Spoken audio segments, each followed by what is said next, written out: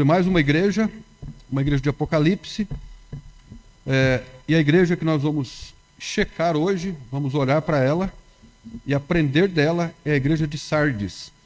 E o título que foi colocado é Sardes, uma igreja morta, em forma de interrogação. Nós colocamos esse título porque essa é uma pergunta que é usada para o início do nosso estudo do dia de hoje. Então vamos abrir nossas Bíblias. Pegue a sua Bíblia aí, por favor, a sua espada. A Bíblia é a nossa espada, é com ela que nós vencemos nosso inimigo, vencemos a carne, vencemos os inimigos do nosso coração, os nossos ídolos. É somente com a palavra de Deus que a gente consegue vencer. Então, nós vamos fazer a leitura de Apocalipse, capítulo 3, versículo de 1 a 6. A sua atenção será importantíssima para que nós possamos reter o ensinamento. O ensinamento bíblico, ele deve entrar aqui pelos nossos ouvidos, passar pela nossa mente, a nossa razão, atingindo a nossa alma, vindo para o nosso coração e nos internalizando para que possa fazer bem a nós de maneira completa. Diz então o texto de Apocalipse, capítulo 3, versículo 1. Ao anjo da igreja que está em Sardes, escreve: isto diz o que tem 7 Espíritos de Deus e as 7 estrelas. Conheço as tuas obras, que tens o nome que vives e estás morto. Sê vigilante e confirma os restantes que estão para morrer, porque não achei as tuas obras perfeitas diante de Deus. Lembra-te, pois, do que tens recebido e ouvido, e guarda-o, e arrepende-te. E se não vigiares, virei sobre ti como um ladrão, e não saberás a que hora sobre ti virei. Mas também tens em Sardes algumas poucas pessoas que não contaminaram suas vestes, e comigo andarão vestidas de branco, porquanto são dignas disso. Ao que vencer, será vestido de vestes brancas, e de maneira nenhuma riscarei o seu nome do livro da vida, e confessarei o seu nome diante de meu Pai e diante dos seus anjos. Quem tem ouvidos, ouça o que o Espírito diz às igrejas. Vamos orar então, para que Deus nos abençoe nesse tempo de estudo. Senhor nosso Deus e nosso Pai, mais uma vez nós queremos agradecer ao Senhor pela oportunidade de nos expor a Tua palavra. Nós temos certeza de que a Bíblia Sagrada não é um livro comum, é a Tua palavra, e quando a Tua palavra é assistida pelo Teu Espírito, pelo Espírito Santo, essa combinação de ações e ministérios abençoa o nosso coração, transforma as nossas vidas. Mas para que haja essa transformação, é necessário o nosso querer. Nós precisamos permitir que o Senhor haja nas nossas vidas, no nosso coração. E nesse momento nós estamos permitindo, nós nos abrimos ao Teu Espírito Santo, porque sabemos que Ele só nos faz o bem, nunca nos fez o mal, Ele só nos faz o bem. Ele nos confronta, Ele nos convence de pecado, Ele nos consola, Ele nos ensina, mas Ele só nos faz o bem. E nós queremos agora nos abrir totalmente ao Teu Espírito Santo e à Tua palavra, para que o Senhor fale com cada um de nós, individualmente. Nós oramos no nome de Jesus Cristo. Amém. Como nós fizemos nas outras vezes, nós queremos falar um pouco sobre a cidade de Sardes, para depois falarmos um pouco um pouco mais sobre a igreja de Sardes. A cidade de Sardes é uma cidade, a exemplo das outras, que ainda existe nos dias de hoje, e com um nome um pouco variado, um pouco diferente. Mas no passado, no 5º século antes de Cristo, por exemplo, foi uma cidade de muita glória, de muita prosperidade, de muita fama, uma cidade de muita fortuna. Ela foi vista naquela época como uma das cidades mais admiráveis do mundo. Ela ocupou uma posição de proeminência no mundo, mais ou menos no 5º século antes de Cristo. O que é uma cidade proeminente? É uma cidade que se destaca das outras, uma cidade rica, uma cidade próspera, uma cidade afortunada, uma cidade de fama, uma cidade de glória. Os pesquisadores afirmam que aquela cidade ela era extremamente admirada também, porque estava situado numa numa colina, num lugar alto. Era uma cidade amuralhada, ou seja, era uma cidade muito bem cercada de muro. Era uma cidade acastelada, ou seja, além de ser amuralhada, ela se parecia, nas suas muralhas, como um castelo. Era uma cidade forte, uma cidade extremamente protegida. Mas essa proteção toda que a cidade tinha, uma proteção imponente, que fazia com que ela se diferenciasse das outras cidades, criou no coração dos seus moradores um orgulho muito grande. Os moradores da cidade de Sardes, eles pensavam assim: a nossa cidade é uma cidade tão amuralhada, tão fortificada, tão acastelada, que nenhum inimigo pode entrar aqui, nos invadir e fazer mal para nós. E aí então nós estamos protegidos, nós estamos por cima. Aqueles habitantes, por conta dessa cidade fortificada, eles se tornaram presunçosos, se tornaram extremamente autoconfiantes. Eles diziam assim: essa cidade é uma cidade inabalável. Então, esse sentimento de que a cidade era forte, amuralhada, uma cidade invencível, criou na cultura da cidade, nos moradores, um sentimento de potência, de autossuficiência. Então veja você, como nós temos falado em outras ocasiões, a força que tem a cultura de uma cidade sobre o seu povo. A cidade tem uma cultura, e a cultura, as crenças, determinam o estilo de vida, o comportamento daquelas pessoas. Porém, no ano 529, a cidade caiu nas mãos do rei persa, do rei Ciro, um rei, inclusive, que é citado na Bíblia. No ano 529, o rei Ciro cercou a cidade por 14 dias, e ele descobriu uma brecha, uma fissura naqueles muros, e ele ficou ali 14 dias na espreita, esperando. Os soldados, de Ciro já sabiam por onde eles entrariam na cidade, e eles ficaram ali, e no momento em que os cidadãos, os guardas, as sentinelas da cidade de Sardes, dormiram, eles invadiram então a cidade, por aquele buraco, e aquela cidade que era tão fortificada, aqueles cidadãos que eram tão imbatíveis, tão autoconfiantes, eles foram vencidos, foram rendidos e tomados. Um pouco mais tarde, no ano 218, antes de Cristo, Antíoco Epifânio, ele mais uma vez dominou a cidade e aproveitou-se da autoconfiança, de novo, dos moradores da cidade, que baixaram a guarda, baixaram a vigilância, e por isso a igreja mais uma vez foi tomada. Então, quando o autor de Apocalipse escreve aqui que eles deveriam ser vigilantes, no verso 2, ser vigilante. Essa expressão ser vigilante, aqui no verso 2, ela tinha um endereço certo, e ela tinha um sentido certo para os moradores daquela cidade. O que o autor estaria dizendo aqui: olha, a cidade já foi invadida 2 vezes de maneira desastrosa, porque o povo, os moradores, se tornaram autossuficientes, se tornaram arrogantes, se sentiram imbatíveis, e por causa disso a vaca foi para o brejo 2 vezes. Isso na cidade de Sardes. Agora, vocês que são da igreja, sejam vigilantes, Essa é a mensagem que o autor, de maneira introdutória, traz para os seus leitores. Essa cidade de Sardes, por toda a sua história, ela teve como uma deusa, a deusa Cibele, que criou também na cidade a cultura de que ela tinha poderes especiais para restaurar a vida dos mortos. Pessoas que morriam, a deusa Cibele tinha uma influência na vida dela depois que elas morriam.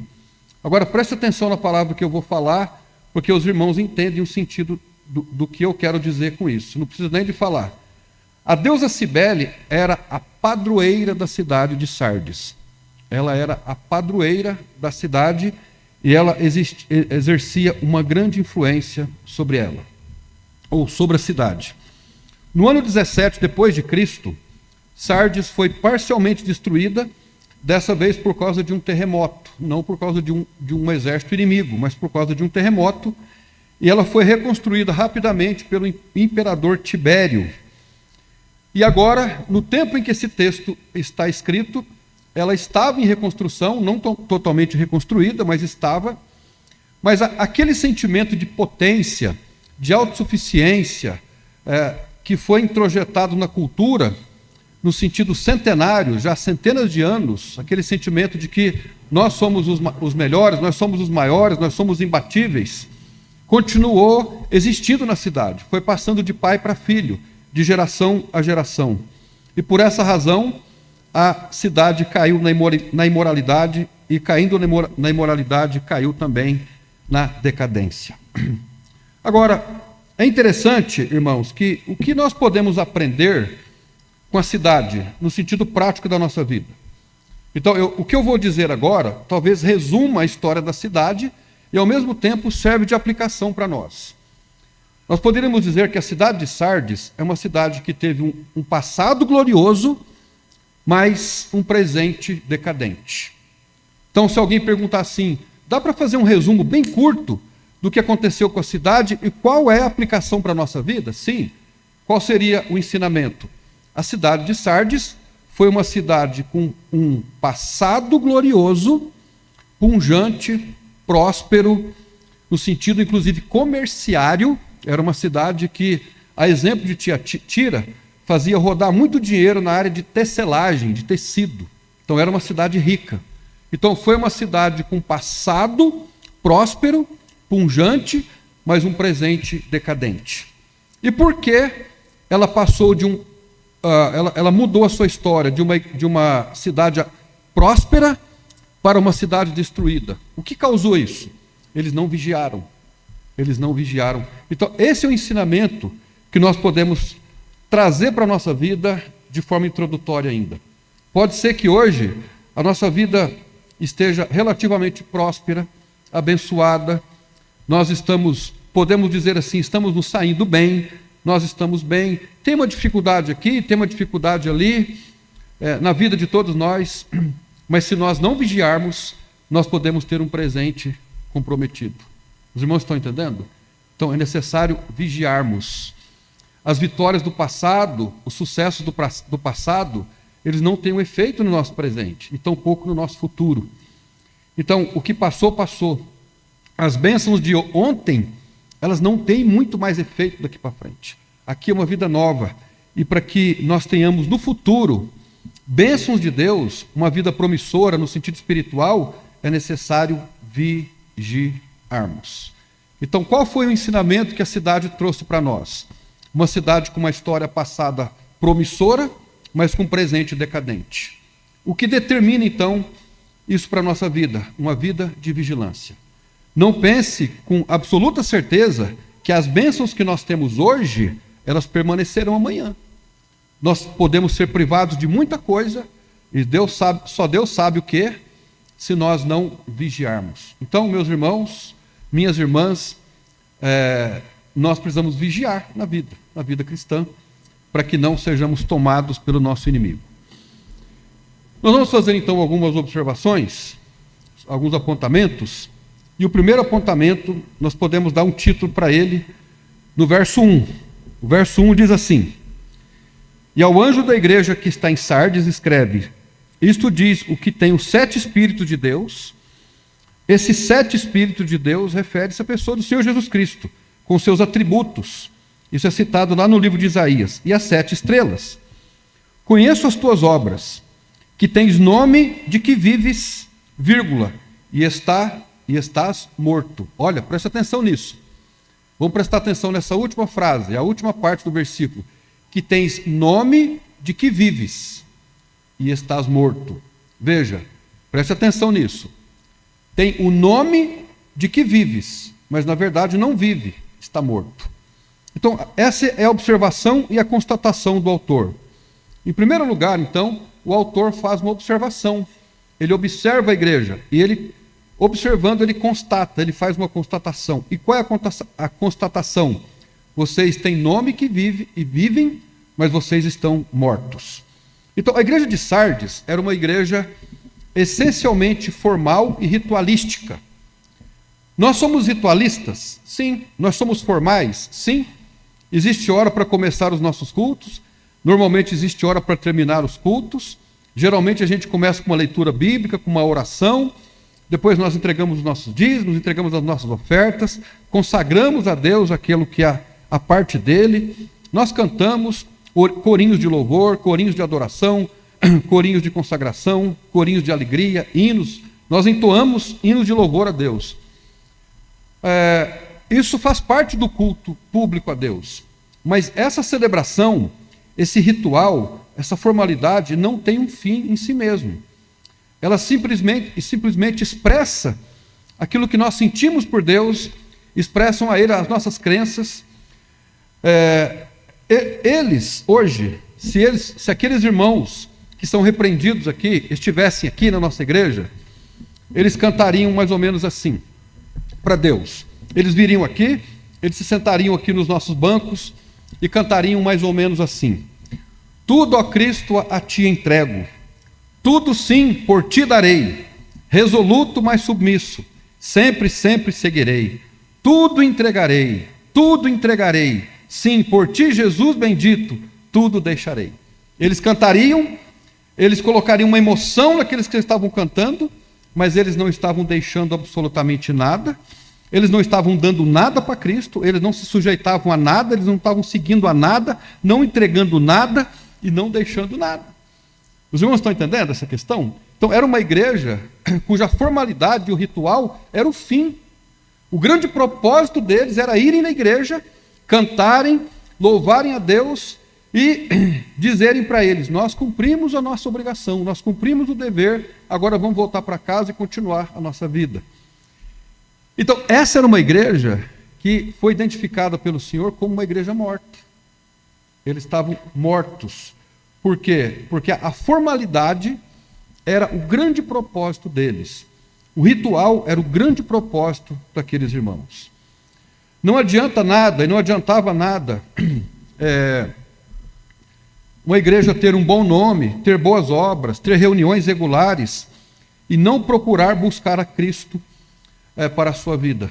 Irmãos, nenhum crente é perfeito no Senhor Jesus, mas uma coisa todo crente precisa fazer: ele precisa crescer em Cristo, precisa buscar a Cristo. Não adianta orar na igreja se eu não oro em casa. Não adianta ler a Bíblia na igreja se eu não leio a Bíblia em casa. Não adianta estudar a Bíblia na igreja se eu não procuro estudar a Bíblia em casa. Não adianta eu procurar amar os irmãos da igreja se eu não amo os da minha casa. Então, a vida é um todo e nós precisamos estar atentos a isso. A igreja de Sardes, essa igreja em que o autor faz uma constatação, uma observação e uma constatação, e ele diz que vives, mas está morto e estás morto, ela nos lembra da diferença que existe entre reputação e caráter. Reputação e caráter. Se eu pergunto para alguém, qual a diferença entre reputação e caráter? Há uma diferença entre um e outro? O que vocês acham? Há uma diferença. Qual é a diferença? A reputação é o que as pessoas sabem sobre nós. É a nossa fama, é a fama da pessoa, é o que os outros pensam, o que os outros acham, é o que os outros veem, é o que está por fora. Então, por exemplo, os irmãos veem a minha reputação, né? O que eu falo, o que eu gesticulo, sabem de mim aquilo que é visível. Então, a reputação de uma pessoa é aquilo que é visível. Já o caráter é diferente. O caráter é a essência da pessoa, é o que a pessoa realmente é o que ela é por dentro. Outras pessoas podem ver somente por fora, mas Jesus vê o que está no nosso interior e no nosso coração. E nós não podemos enganá-lo de forma alguma. A igreja de Sardes teve uma boa reputação. Era uma igreja ativa, de obras, mas era uma igreja morta. Uma pessoa pode ter uma reputação de crente, mas pode não ter um caráter de crente. Não é verdade? Ou seja, uma pessoa pode parecer crente, pode cantar como crente, pode orar como crente, pode dar um estudo como crente, pode ser um pastor como crente, pode ser um missionário como crente, mas ele não tem caráter de crente. E se ele não tem um caráter de crente, ele não é crente. Ele tem um nome que vive, mas está morto. Os irmãos estão entendendo a questão? Então, esse era o problema da igreja de Sardes. Será que nós poderíamos dizer que numa igreja existem pessoas com reputação de crente, mas que não têm caráter de crente? Nós não estamos falando de pessoas de um mau caráter no sentido moral. Estamos falando de caráter no sentido espiritual, de característica do ser, de quem a pessoa é diante de Deus, né? É isso que nós estamos dizendo. Então, é possível alguém ter uma reputação de crente, mas não ter um caráter de crente, portanto não ser crente, e ser membro de uma igreja? O que vocês acham? É possível, né? Então, veja que a carta aqui fala sobre perseguição. Essa carta da igreja de Sardes, ela fala sobre perseguição, que aqueles irmãos estavam perseguidos? Não. Havia perseguição romana? Não. Havia conflito de falsos judeus, como a gente viu em outras igrejas? Irmãos que se diziam judeus e na verdade não eram, que estavam minando a vida cristã de alguns? Não.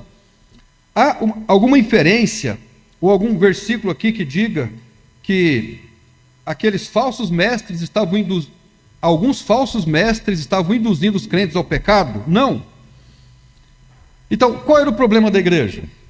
A igreja não tinha falsos mestres, não tinham falsos ensinadores, vamos dizer assim, não tinha perseguição.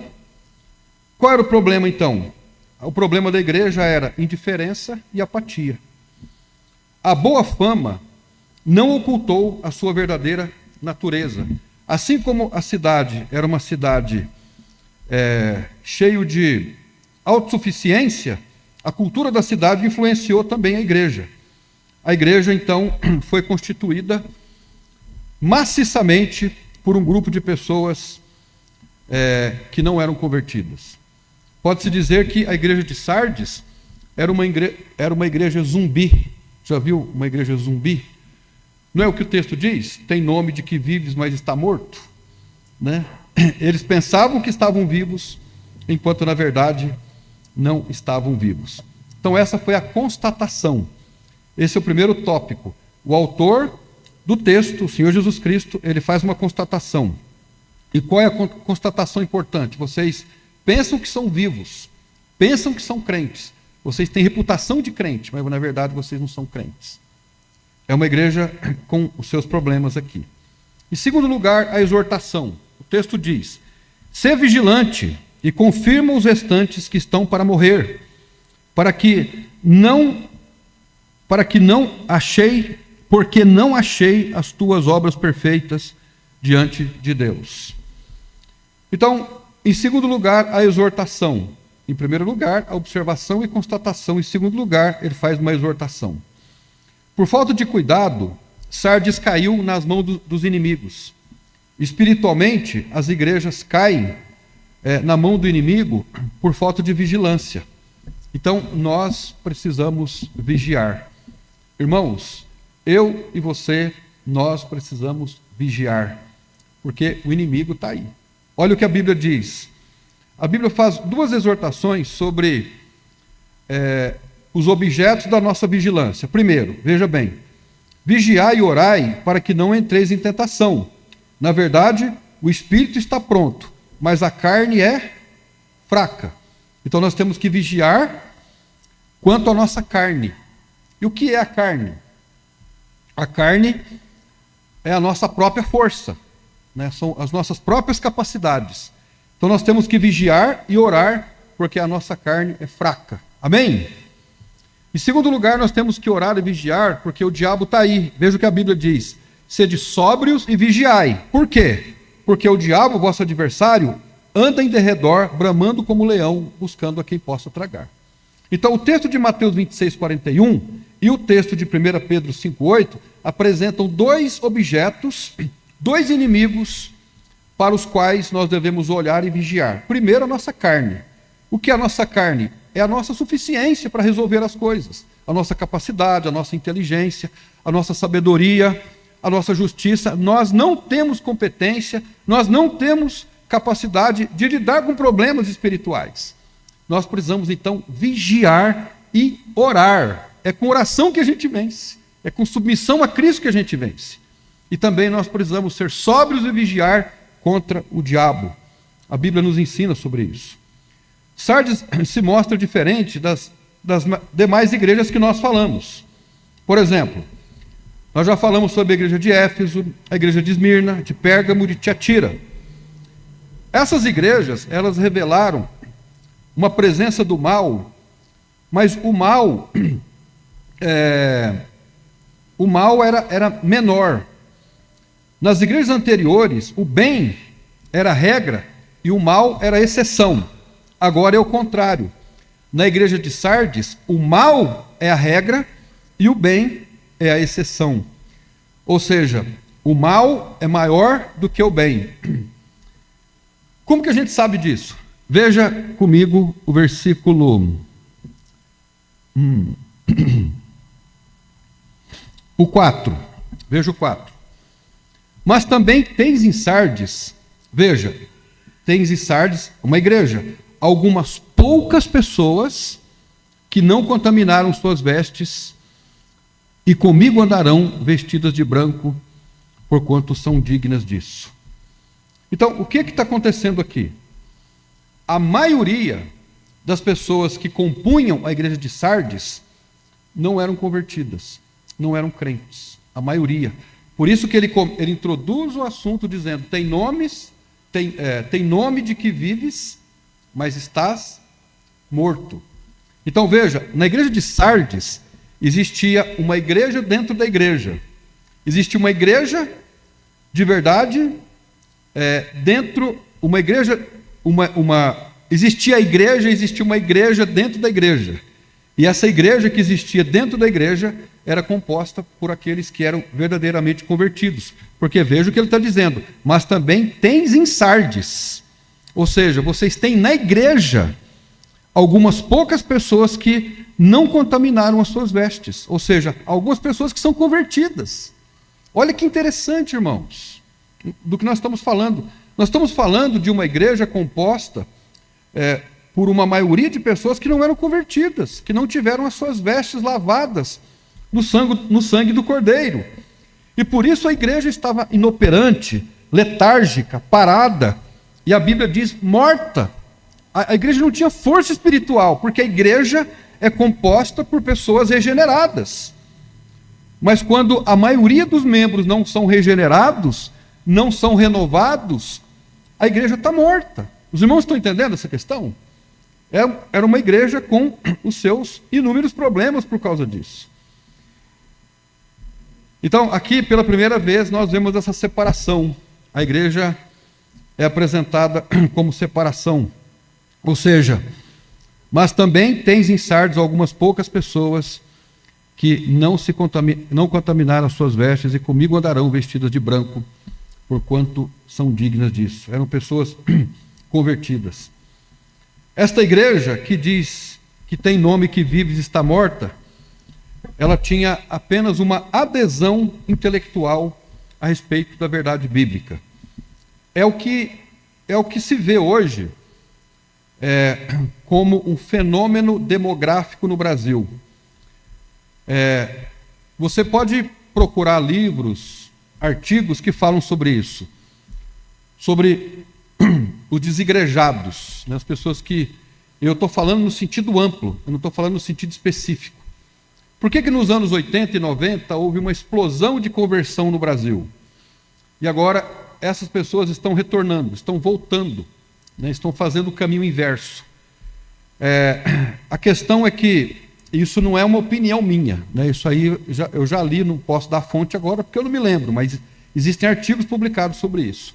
É que o que houve, principalmente nos anos 80 e 90 no Brasil, com o crescimento evangélico, não foi conversão, foi adesão ao movimento evangélico. As pessoas aderiram ao movimento. E da mesma forma que aderiram com facilidade, retroagiram, voltaram também. Isso nos faz lembrar sobre a parábola do semeador, né? Sobre aquela semente que caiu em cima da pedra ali, não encontrou profundidade, ela foi para frente logo e depois murchou, né? Ou seja, a pessoa aceitou com alegria, mas depois da primeira tristeza, ela retrocede. Então, não houve profundidade, o que houve foi uma adesão intelectual ao movimento evangélico e por isso a pessoa retornou um pouco mais tarde. Então, a igreja é chamada a atenção aqui para o fato de que o que havia na igreja era o restante. O nome Sardes, sabe o que significa o nome Sardes? Alguém sabe?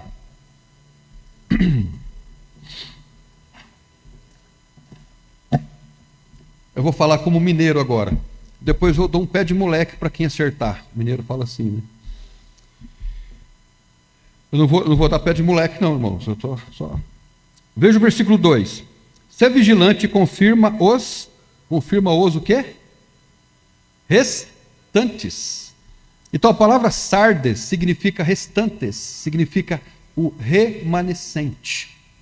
Qual é a mensagem então da carta? Na igreja de Sardes existe o remanescente. Essa aplicação pode ser feita a qualquer igreja, qualquer igreja. Dentro de uma igreja, por exemplo, de 100 membros, existe naquela igreja de 100 membros o restante, ou seja, o remanescente. E o que identifica esse remanescente? Aqueles que são verdadeiramente crentes. Os irmãos estão entendendo isso? Eu vou terminar aqui, irmãos. Pensem bem comigo e procurem me entender, para que eu quero me fazer entender para não falar heresia. Nós temos um processo de admissão de membros da igreja, certo? Todos nós aqui fomos admitidos como membros da igreja do mesmo jeito. O que uma pessoa precisa fazer até hoje para ser membro da igreja? A pessoa aceita Jesus, é batizada, ela faz o curso introdutório, pede requerimento, ela lê, depois é feita uma entrevista, a pessoa assina, né, o requerimento de membresia, ela é sabatinada para nos conhecer, para nós conhecermos a pessoa, e ela é listada como membro. E nós nos alegramos quando as pessoas se tornam membros da igreja, amém? Domingo alguns irmãos vão ser recebidos como membros. Olha a nossa alegria, nós estamos alegres com isso, né? Agora, quem é que sabe da salvação da pessoa? Se ela realmente é regenerada? Qual é o nosso critério de admissão de membros? É o comportamento. A gente só vê o comportamento, a gente não consegue ver o coração da pessoa, certo? Agora, uma pessoa, por exemplo, quanto aos irmãos que estão aqui, a gente conhece bem os irmãos, sabe dos irmãos, né? Pela graça de Deus, a gente tem uma noção, né, dos irmãos. Agora vamos imaginar que fosse uma igreja um pouco maior, com um maior fluxo de pessoas. As pessoas vêm, gostam da igreja, gostam dos cultos, pedem membresia, fazem os cursos, logo se tornam membros. Porque gostam da igreja, gostam da pregação e tudo mais. Mas isso significa necessariamente que a pessoa foi regenerada? Não necessariamente. Então, imagine que é possível então uma igreja é possível hoje uma igreja igualar-se com uma igreja de Sardes. Ou seja, uma igreja com maior número de pessoas que não são convertidas, mas elas são membros da igreja. E a observação do autor é essa. Dentro da igreja existe uma outra igreja, o remanescente, aqueles que verdadeiramente foram salvos. Os irmãos entenderam a questão da complexidade disso? Agora, nós vamos parar por aqui, irmãos, porque senão a gente não ora, né? Qual seria uma aplicação já de antemão para nós? A gente não terminou ainda o estudo dessa carta. A salvação é coletiva ou individual? Individual. Quem é que pode sondar o coração de uma outra pessoa a respeito da salvação? Só a pessoa, né? Nós podemos supor que uma determinada pessoa é convertida ou não pelo comportamento dela. Só que a gente pode se enganar. Porque às vezes uma pessoa que tem um comportamento tudo certinho, ela não é crente. E às vezes uma pessoa que está se arrastando, lutando com a vida ali, com dificuldade, né? Confessando pecado, que a gente diria, essa não é convertida. Pode ser que essa seja. Né? Então nós não temos essa prerrogativa. Então o que é que a gente tem que falar sobre a salvação de um e de outro? Nada. Não é nem porque a gente não deve observar o princípio de não julgar, é porque a gente não sabe. Nós não sabemos a respeito da vida de ninguém. Nós não somos deuses. Mas Deus sabe. Agora, nós podemos passar pelo nosso próprio escrutínio, pelo nosso próprio crivo, analisar o nosso coração com sinceridade diante de Deus. Senhor, mostra para mim se eu sou um convertido ou não. Me ajude, que o Espírito de Deus ilumine o meu coração, a minha mente, e traga à tona se realmente eu sou um filho teu, uma filha do Senhor ou não. Eu não posso fazer isso por ninguém, mas eu posso fazer por mim. E você pode fazer por você. De que adianta um homem ganhar o mundo inteiro e perder a sua alma? De que adianta vir na igreja a vida toda, dizimar, ofertar, cantar, se alegrar, e isso, aquilo, outro, morrer e ir para o inferno? Não adianta nada. Né? Então, essa primeira sentença que nós destacamos deve nos fazer refletir. Tem nome que vives, mas está morto. Tem nome que vives, mas está morto. Vamos orar, irmãos? Quarta-feira que vem, então, a gente dá continuidade. Senhor nosso Deus e nosso Pai, quero agradecer ao Senhor por este texto da Tua Palavra e que cada um de nós possa refletir sobre isso. Como nós ressaltamos há pouco, como os irmãos responderam, a salvação individual. A salvação não é coletiva. A minha salvação nada tem a ver com a salvação da minha esposa, a salvação da minha esposa nada tem a ver com a minha salvação, a minha e a salvação dela nada tem a ver com a salvação das nossas filhas, a salvação da Isa é dela, a salvação da Nathalie, da Duda e de todos nós. É uma questão de foro íntimo. Cada um de nós deve perscrutar o coração, deve sondar o coração, deve checar as suas atitudes, as suas motivações, os seus valores. E se houver alguém que, apesar de ser um irmão em Cristo, um membro da igreja, que não entregou a vida a Jesus ainda, que na sua intimidade possa confessar o seu pecado, arrepender-se do seu pecado e pedir para que Jesus faça na sua vida e no seu coração morada. Nós oramos para que o Senhor sonde os nossos corações. Uma igreja composta por uma maioria de pessoas descrentes, embora boas pessoas, honestas, trabalhadoras, ativas, mas espiritualmente estão mortas. E uma igreja tem como característica acentuada membros que sejam vivos, ligados ao corpo místico e espiritual de Cristo. Pai, visita a nossa igreja. Visita o meu coração, visita os irmãos todos da nossa igreja, aqueles que congregam conosco, aqueles que nos conhecem, que estão conosco. Visita, Senhor Deus, e mostre a cada um a sua real condição diante de Deus.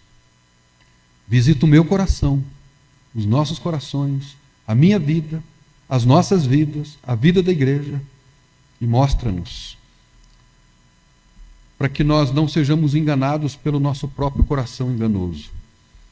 Que essa palavra tem nome de que és vivo, mas estás morto, e estás morto, possa nos incomodar no bom sentido, e caso necessário, nos levar ao arrependimento, para que nossas vestes sejam lavadas e embranquecidas pelo sangue do Cordeiro de Deus, em cujo nome nós oramos nesse momento.